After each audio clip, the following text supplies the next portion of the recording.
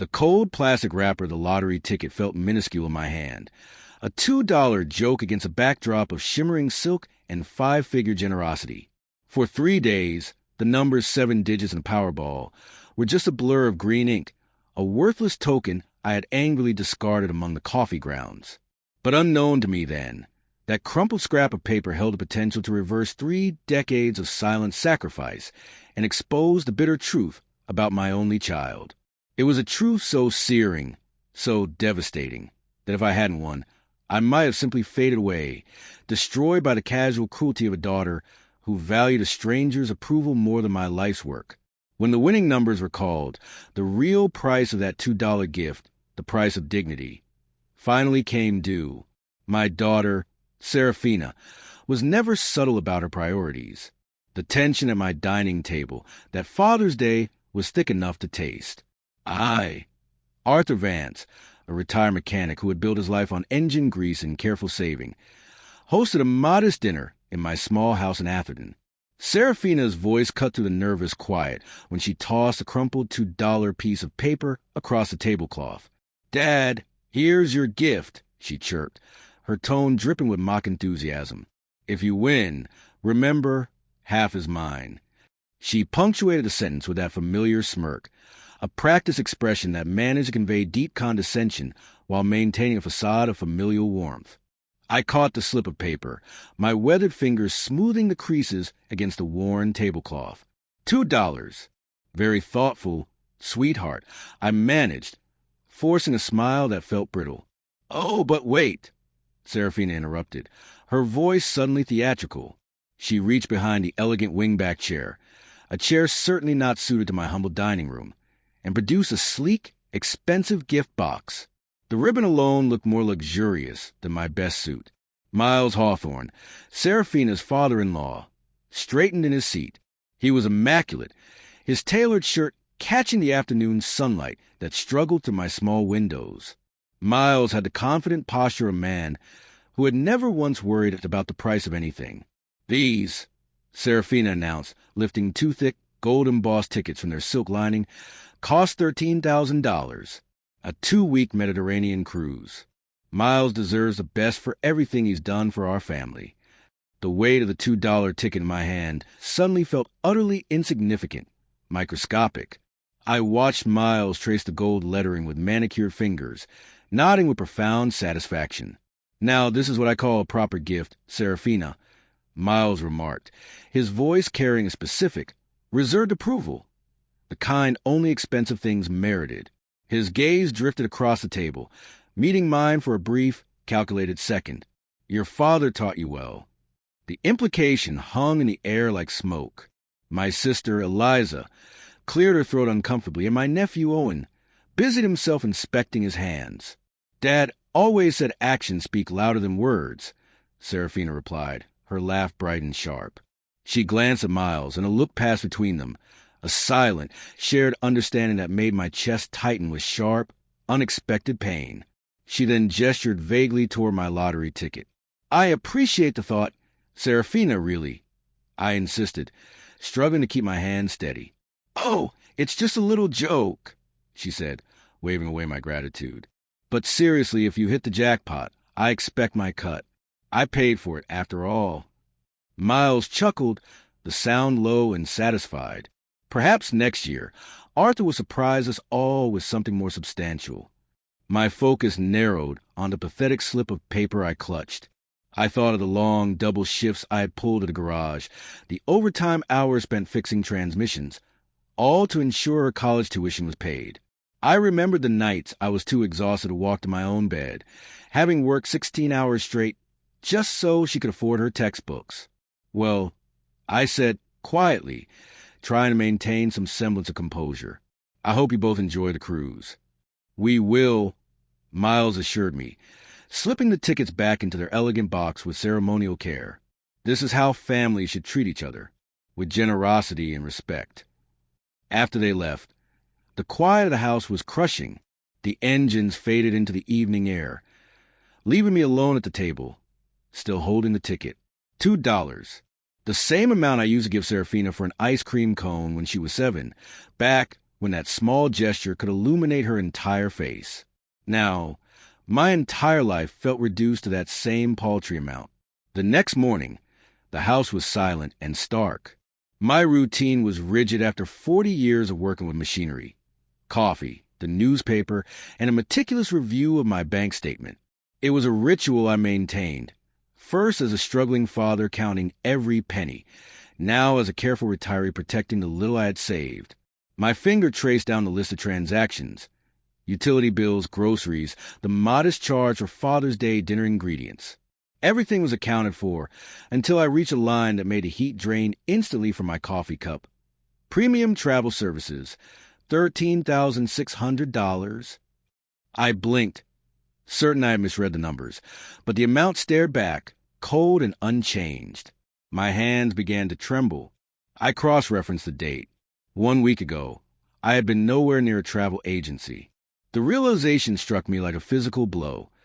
Serafina still had authorized access to my account. I had granted it years ago, after her mother passed, in case of emergency. I had completely forgotten. My phone felt leaden as I dialed her number. "Hello, Dad." Her voice held that particular tone of bored politeness she used whenever I interrupted her bustling, successful life. "Serafina, I'm looking at my bank statement." I managed, fighting to keep my voice steady. "There's a charge for over $13,000 from premium travel services." A moment of silence and a light, dismissive laugh. "Oh, that. I bought Miles his cruise. He deserves something nice for once." The words hit me like a slap. You took $13,000 from my account without asking?" "I didn't take anything, Dad," she snapped, shifting to a defensive posture. "I used family money for a family gift. You wouldn't have spent it anyway. It was just sitting there." "Serafina, that's theft." My voice cracked on the word. "You stole from me." "It's not stealing when it's family money," she countered. "Miles has always been there for us financially. He helped us when we needed it. This is just returning the favor. You're my father, Serafina. I raised you. I worked double shifts to pay for your college. And Miles helped us both move beyond that," she interrupted. "He's shown us what real success looks like, what it means to be generous, to live well, to give meaningful gifts instead of—" She paused, and I heard her dismissive sigh echo through the receiver. "Instead of lottery tickets." The sheer cruelty of her statement rendered me speechless. This was the girl who used to fall asleep in my lap while I read bedtime stories. "You did what fathers are supposed to do," she finished, her voice colder than I had ever heard it. Miles went above and beyond. The line went dead. I set the phone down, my hand shaking. I walked to the nightstand and retrieved the crumpled lottery ticket. The $2 joke she had thrown at me like scraps. Even this insult had been bought with my own stolen money.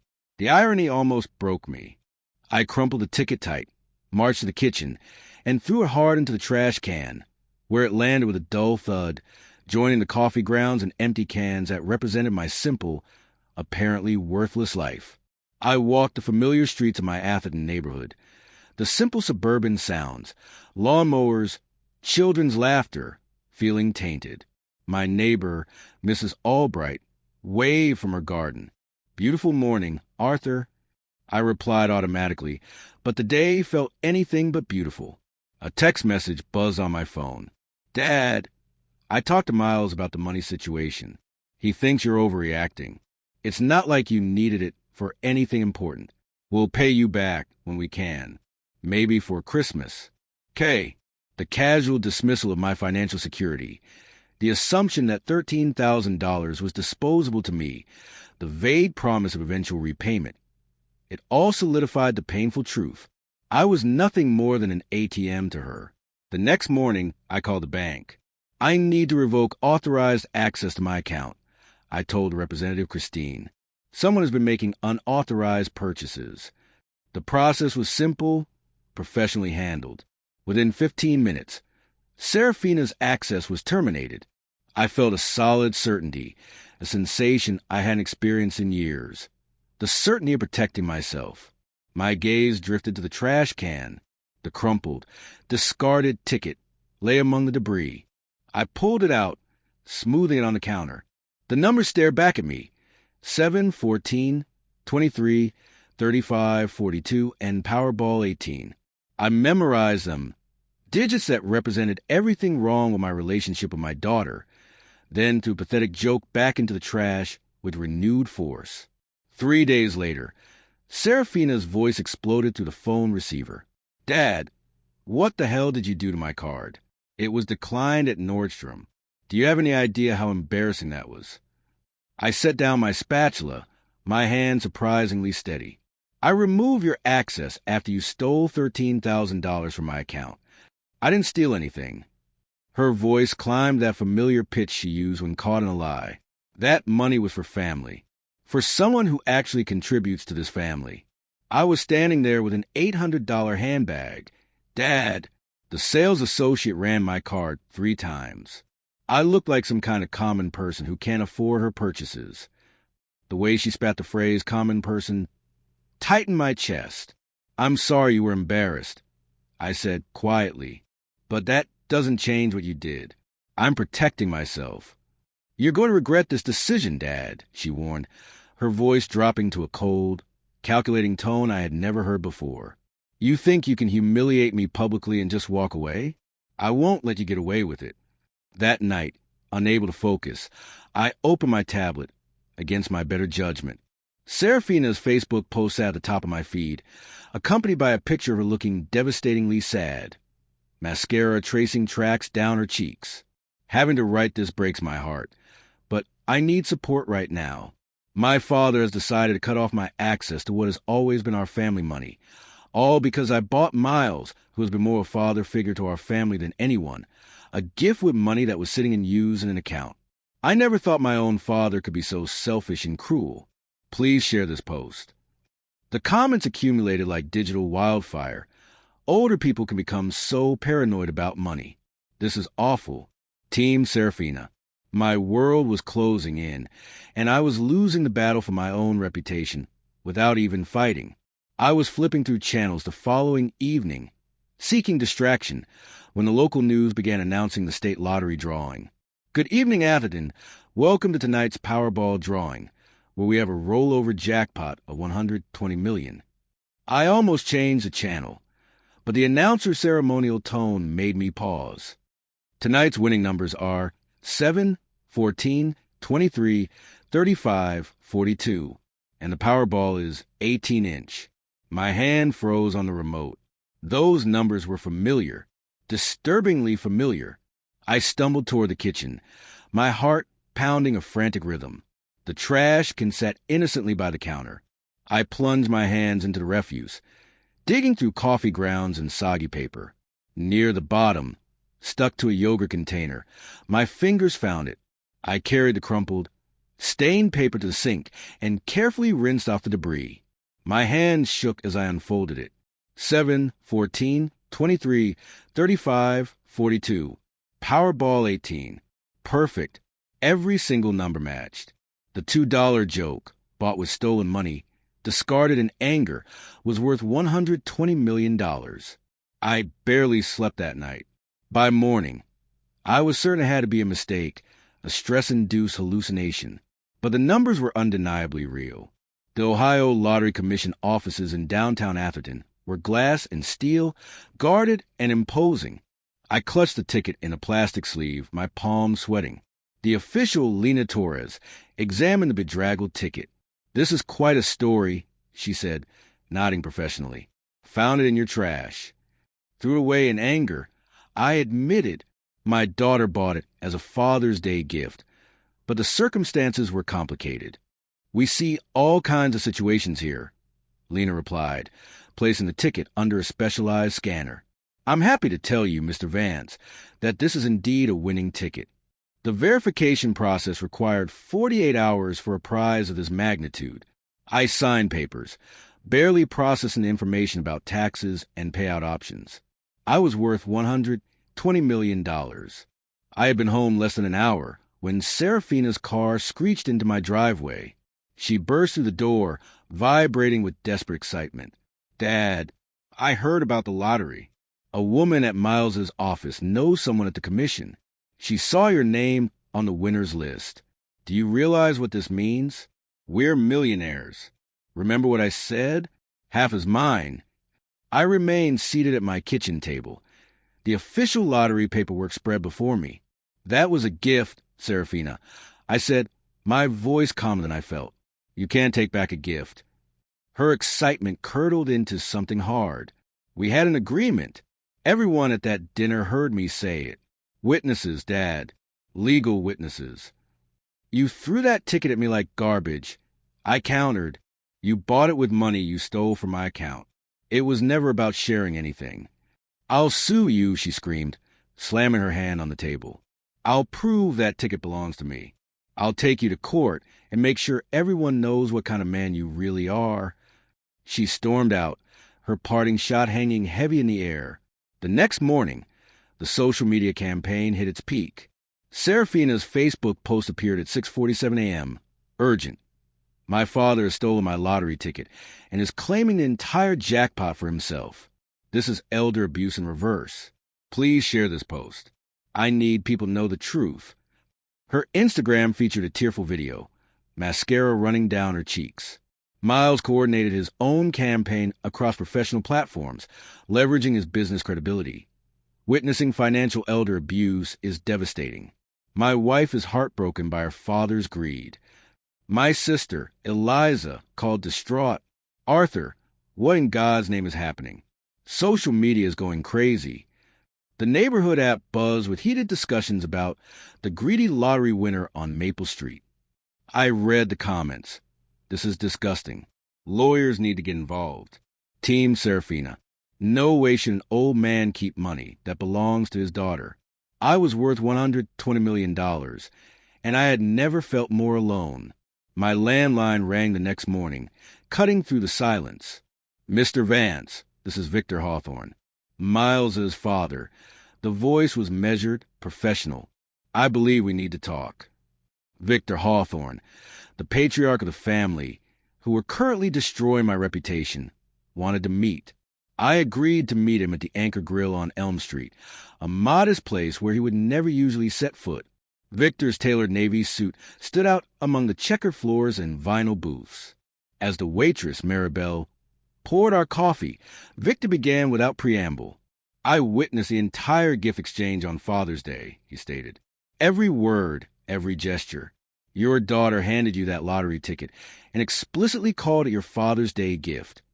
She's claiming we had an agreement about splitting any winnings. I said carefully. Victor's expression hardened. That's simply not what happened. I watched her throw that ticket across the table with a dismissive laugh. There was no negotiation, no agreement, no verbal contract. It was a gift, pure and simple. He pulled out his phone, scrolling through social media. What my son and daughter-in-law are doing is unconscionable. They're destroying your reputation with lies. You're Miles's father, I pointed out. Why would you go against your own son? Victor's laugh was bitter. Because I raised him to have integrity, and he's forgotten everything I taught him. This lottery situation has revealed something about Miles that deeply disappoints me. He began typing a lengthy Facebook post, refining his statement over my shoulder. As a witness to the Father's Day gathering at Arthur Vance's home, I feel compelled to address the current social media controversy. I personally observed Serafina Hawthorne purchase and present a lottery ticket to her father as a Father's Day gift. There was no negotiation, no agreement about sharing winnings, and no conditions attached to the gift. Mr. Vance is the rightful owner of that ticket. You don't have to do this, I whispered. Yes, I do, Victor insisted, his finger hovering over the post button. My son has forgotten what it means to be a man of honor. Perhaps public embarrassment will remind him. He posted the statement. Immediately, his phone began buzzing. The tide of public opinion shifted in real time, buoyed by Victor's reputation for honesty in Atherton's business community. The truth has a funny way of surfacing, Victor said, looking up. Sometimes it just needs the right person to speak it. 2 weeks later, Lena Torres called again. My verification process was complete. They invited me to a formal check presentation ceremony. Given the controversy, I chose the public ceremony for transparency. The presentation was formal, an oversized check, television crews, and camera flashes. I plan to use this blessing responsibly, I said into the microphone, my voice steady, to help others, to pursue dreams I'd put aside, and to live with dignity. Then they broke through the media scrum. Serafina and Miles, faces flushed with determination and desperation. "Stop!" Serafina screamed, her voice cutting through professional atmosphere. "That's my ticket. We had an agreement. He's stealing from his own daughter." The cameras swiveled. Security moved in. I looked directly at Serafina, feeling calmer than I had in months. The ticket was a Father's Day gift from my daughter. I stated clearly to the thrust microphones. Mr. Victor Hawthorne, who was present at dinner, has already confirmed the circumstances of that gift. That's all there is to it. "What do you plan to do with the money?" a reporter asked. I thought about Serafina's histrionics, about the years of enabling her self-centered choices. "I plan to help others who deserve it," I announced. "I want to start a business I've dreamed about for years, and I intend to live with the kind of integrity that makes a person worthy of good fortune." As I drove away, clutching the ceremonial check, I glimpsed Serafina and Miles arguing beside their expensive car, their relationship fracturing under the weight of their own greed. For the first time in months, I smiled. The next morning, Serafina appeared on my doorstep. Her aggressive demeanor was gone, replaced by a hesitancy. She knocked softly, 3 gentle taps that sounded almost apologetic. She followed me to the living room, perched on the edge of the couch, her designer clothes wrinkled. "I'm so sorry about yesterday," she whispered, tears streaming down her cheeks with practiced precision. "I was just overwhelmed and scared. Miles has been pressuring me so much about money. Our finances are worse than I told anyone. We're about to lose our house." She painted a desperate picture: mortgage payments, mounting credit card debt, Miles' investment firm failing, foreclosure proceedings starting. "You've always been there for me before," she pleaded, reaching across the space between us to touch my hand. "I just need help one more time. Just enough to save our house and get back on our feet." "How much, Serafina?" $2 million would solve everything," she said quickly, as if rehearsing the number. "It sounds like a lot, but it's nothing compared to what you won. You'd still have over $100 million left." The simplicity of her request was breathtaking. $2 million, delivered as casually as asking for 20. "Serafina," I said gently, "I've heard these promises before. You stole $13,000 from my account. You publicly humiliated me on social media. You tried to take my lottery ticket by force. Now you want me to reward that behavior by giving you $2 million. The mask of vulnerability fell away. "You're really going to do this?" she asked, her voice taking on a familiar edge. "You're going to let your own daughter lose her house while you sit on $100 million. I love you, Serafina, but I won't enable your choices anymore. You need to learn to solve your own problems." She stood, pacing the room. The threats came faster, hitting my deepest paternal fears. "Don't expect to be part of Caleb's life going forward.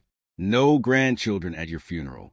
A lonely old man dying alone because he was too selfish to help his only child. If that's your choice," I said quietly, "I'll have to accept it." The finality in my voice shocked her. "You've changed," she said, cold with disappointment. "Money has made you cruel." "No, Serafina," I corrected her, rising slowly to my feet. "Money has made me free." She stormed out, her footsteps echoing on the front walkway. I watched her tires squeal as she peeled out of my driveway. I looked around my quiet home, feeling a profound mix of sadness and relief. The little girl was gone. I could not save the woman she had become. 3 months later, I stood in my empty living room. I scrolled to Serafina's contact and selected block this number. Some bridges, once burned, weren't meant to be rebuilt. The drive to Fairfield took 2 hours, through rolling countryside. In this new city, I would simply be Arthur Vance, new resident, far enough from Atherton that unexpected visits would require real commitment. Harrison's vintage garage had been for sale for months. When I walked through the shop, inhaling the familiar scent of motor oil and polish, I knew I had found my purpose. "You sure you want this much work?" asked Mr. Harrison. "Most folks your age are thinking about slowing down." I ran my hand along a 1967 Mustang's fender. I'm just getting started. Within a week, it became Van's Classic Automotive. I hired 3 local mechanics and established a supporting single father's foundation, remembering my own struggles after my wife's death. The money hadn't changed me. It had simply revealed what I'd always been. Every restored car, every foundation grant, was a vote for a world where character mattered more than connections. The lottery ticket hung framed in my office now, not as a trophy, but as a silent, powerful reminder that sometimes the most valuable gifts come disguised as garbage, and the most necessary lessons come wrapped in pain.